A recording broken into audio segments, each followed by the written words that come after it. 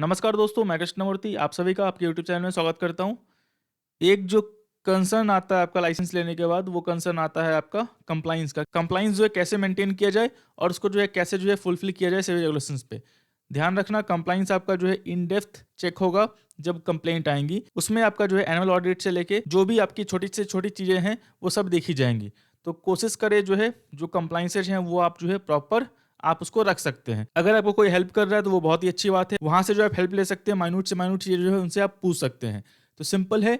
खासकर एक चीज़ ध्यान रखना, कंप्लाइंस में मेजर जो इशू है कंप्लाइंस में या कंप्लेंट आने के बाद सेबी का एक्शन का, वो ये है कि मैक्सिमम जो आरए हैं उनको पता नहीं होता और वो रिटर्न प्रॉमिस करते हैं। पहली बात, डायरेक्टली या इनडायरेक्टली, तो दोनों केसेज में वो अलाउड नहीं है। डायरेक्टली आप नहीं बोल रहे हो कि सर आपका पैसा डालो, आपका पैसा जो है 200% बनने वाला है। आप ये बोल रहे हो सर जो है पैसे बन रहे हैं, 90% एक्यूरेसी है, 100% एक्यूरेसी है, 95% एक्यूरेसी है और सबके पैसे बने हैं। तो जो क्लाइंट आपको पैसे दे रहा है वो उस विश्वास पे दे रहा है कि मतलब उसको लग रहा है रिस्क नहीं है मार्केट में। लेकिन आपको जो है डिस्क्लोज करना पड़ेगा चीज़ें क्या है, कैसे जो है होती हैं, क्या मार्केट में रिस्क है। तो वो 2-3 लेयर हैं। तो वो चीज़ें आप क्लाइंट को डिस्क्लोज कर दोगे तो आपको दिक्कत नहीं होने वाली। कंप्लेन आने के बाद भी जो है आपके पास ऑलमोस्ट प्रूफ डॉक्यूमेंट रहेगा कि चीज़ें जो है कम्युनिकेट कर दी गई थी, तो उतना आपको कंसर्न नहीं होगा। तो जो चीज़ें हैं उसको एक तरह से जो है सही वे में जो है यूज़ करना, क्योंकि यहाँ पे जो जो भी कंप्लाइंसेस लिखे हुए हैं वो आपको लिखा हुआ है, समझ जाओगे, लेकिन उसको इंटरप्रेट करना in the best interest of investor. कि मतलब जो भी चीज़ आप करो उसमें इन्वेस्टर का जो है फ़ायदा होना चाहिए। फ़ायदा का मतलब उसको चीज़ें पता होना चाहिए। ऐसा ना कि उसको ब्लफ किया गया हो या फिर मान लो उसको जो है एक तरह से क्वेश्चन मार्क में रखा गया हो सर्विस लेने से पहले या लेने के बाद, तो उसको लॉस होता है तो फिर दिक्कत होती है, वो कहीं भी जा सकता है। तो वो सब कंसर्न जो है ध्यान रखना। प्रॉपर डिस्क्लोजर डिस्क्लेमर मेंटेन करना, प्रॉपर जो चीज़ें बोली गई हैं वो मेंटेन करना। बता देता हूँ कैसे आपको देखना है चीज़ें, कहाँ कहाँ से आप उसको देख सकते हो। ये सब चीज़ जो है बस ध्यान रखना है आपको कि क्या आपको अपने डेस्क पे रखना है, क्या आपको अपने ऑफिस में लगाना है, क्या आपको ऑफिस में नहीं लगाना है। चीज़ें जो भी हैं वो चीज़ ध्यान रखना, वो आपको स्ट्रिक्टली फॉलो करनी पड़ेंगी और वो चीज़ आपको जो है लगानी ही लगानी है।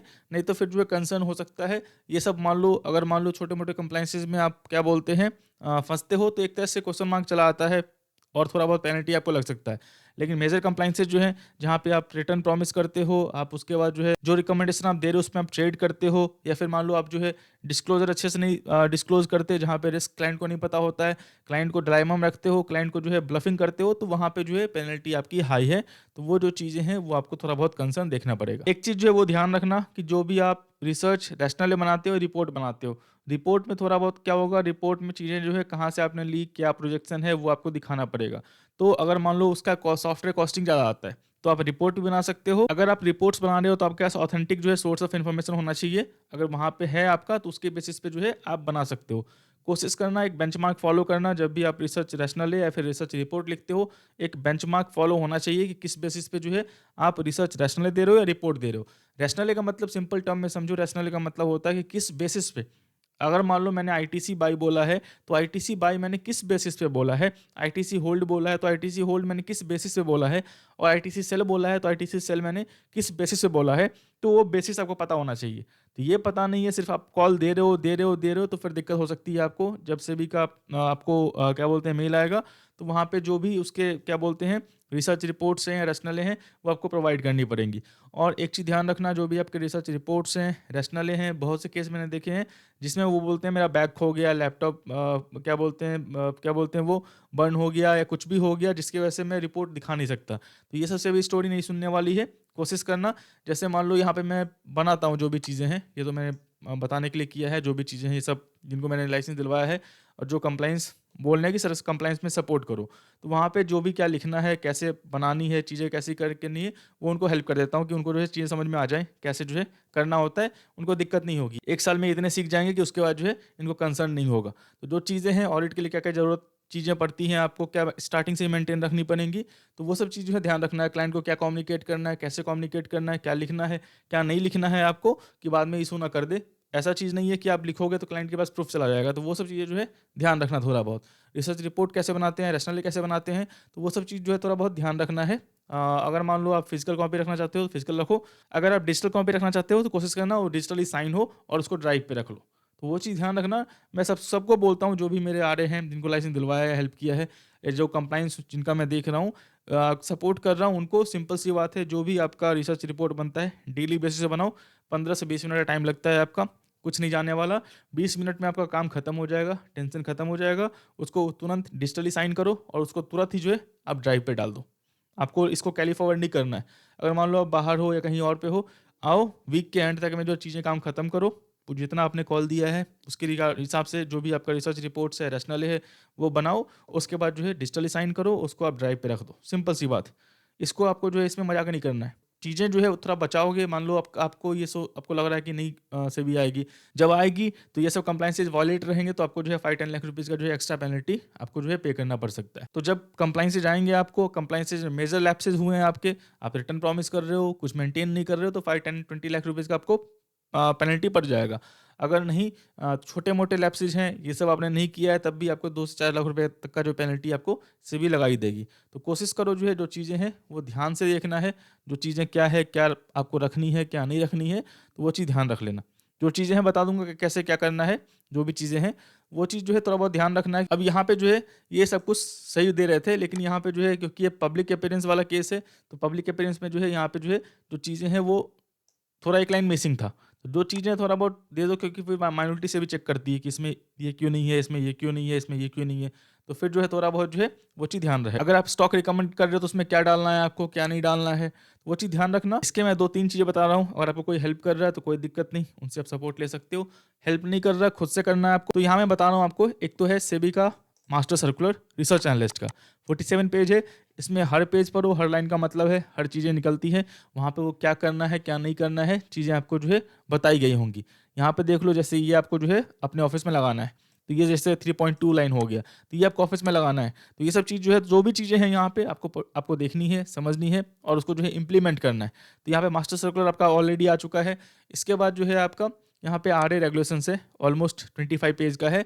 यहाँ पे चैप्टर 3 से जो है सारा का सारा जो है चीज़ें आपको स्टार्ट हो जाएगा। चैप्टर 2 है आपका, ये तो मेनली आपको क्या रिक्वायरमेंट है उसके लिए है।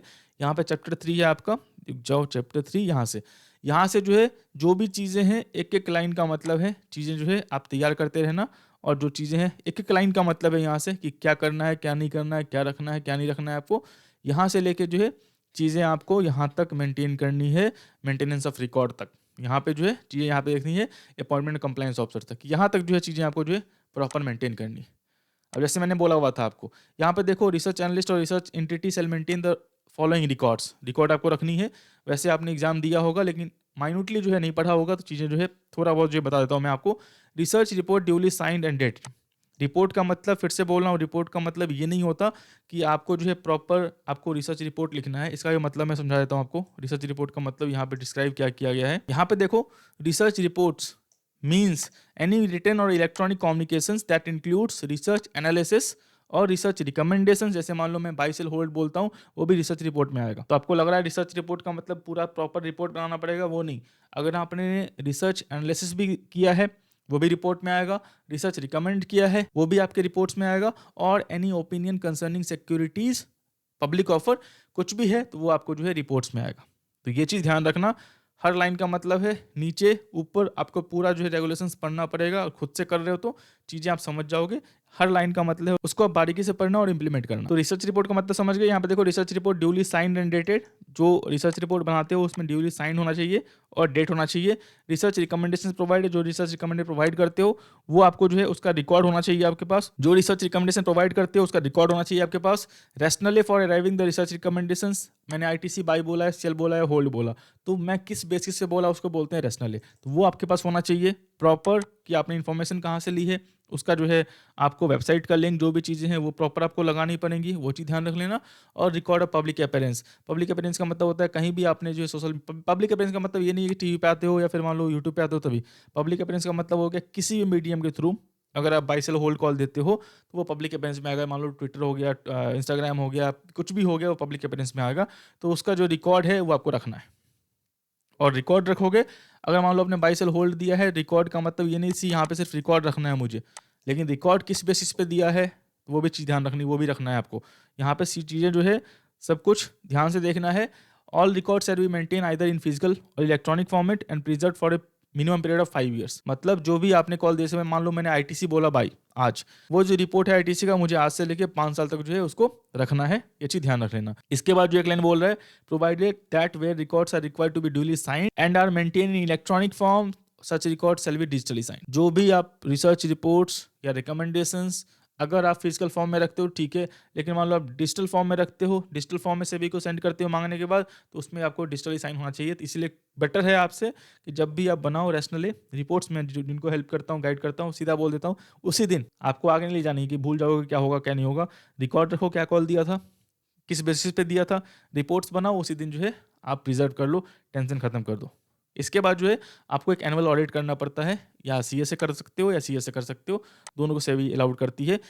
यहाँ पे ICAI है, मतलब सीए भी कर सकता है ऑडिट आपका, और यहाँ पे ICSI है, यहाँ पे CS भी कर सकता है ऑडिट आपका। तो ये चीज़ ध्यान रखना, ये सब कंप्लाइंसेज हैं जो आपको जो है थोड़ा बहुत एक्स्ट्रा लग सकता है। बार बार रिपीट करोगे तो आपका लाइसेंस जो है वो आपका कैंसिल भी हो सकता है, अगर मान लो एक ही चीज़ को आप बार बार रिपीट करते हो तो वो चीज़ें ध्यान रखना। अगर लाइसेंस मिला है तो बहुतों को नहीं पता होता है। जैसे मान लो लाइसेंस मिलने के बाद जो है कांटेक्ट करते हैं, आप जब पूछता हूँ 6 महीने बाद या 3 महीने बाद कांटेक्ट करते हैं, पूछता हूँ, तो उनके पास कुछ नहीं रहता, उनको पता ही नहीं चलता कि सर क्या है नहीं है, कैसे जो क्या करना नहीं करना है। तो अगर आप लाइसेंस लेते हो, क्योंकि लाइसेंस दिलवाता है कोई और, कंप्लाइंस से उनको पता नहीं होता, उनको लगता है लाइसेंस मिल गया मतलब मैं कुछ भी कर सकता हूँ।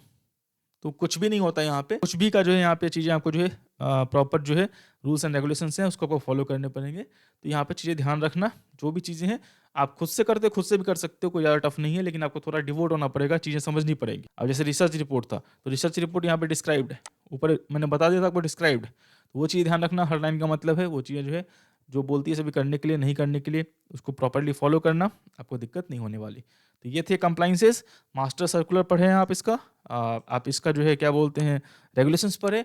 अगर ज़्यादा सीखना है आपको, ज़्यादा इन डेप्थ पढ़ना है, तो SCN जो सो कॉज नोटिस आता है रिसर्च एनालिस्ट को, वो पढ़ें आप, वो वहाँ से आपको बहुत हेल्प मिलेगी कि जिनके ऊपर पेनल्टी लग चुकी है, किस बेसिस पे लगी है, क्या रूल्स वायलेट किए हैं। अगर आप ये पढ़ते हो तो वहाँ से आपको बहुत कुछ सीखने को मिलेगा। तो SCN जो जिनके ऊपर पेनल्टी लग चुकी है वो, या फिर मान लो ये हो गया आपका मास्टर सर्कुलर हो गया और रेगुलेशंस हो गया, तीनों को आप कॉम्बिनेशन करोगे तो अच्छा सीख पाओगे, अच्छा जो है वहाँ पे समझ पाओगे। मैं आशा करता हूँ वीडियो जो है आपको अच्छा लगा होगा। वीडियो अच्छा लगा होगा लाइक करें, सब्सक्राइब करें, शेयर करें। तब तक के लिए दोस्तों धन्यवाद।